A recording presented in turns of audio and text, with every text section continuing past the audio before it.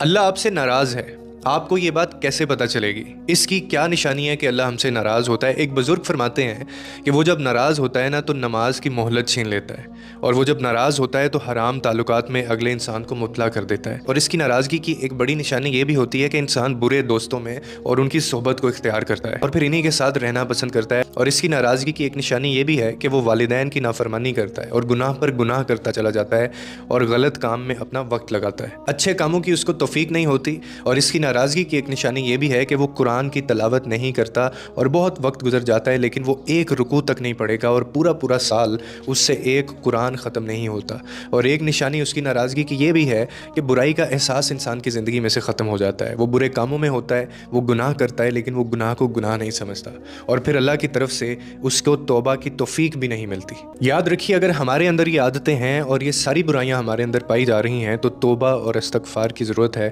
اور اللہ کو راضی کرنے کی ضرورت ہے۔ اور یاد رکھیں، اللہ کی ناراضگی کی علامت صرف گناہوں میں پڑ جانا نہیں ہوتا، بلکہ یہ بھی ہوتا ہے کہ انسان کو اپنی غلطیوں کا احساس ہی نہ ہو، اس کا دل سخت ہو جائے اور وہ نصیحت سن کر بھی نہ سمجھے اور انسان کو اپنے اعمال پر کوئی شرمندگی محسوس نہ ہو۔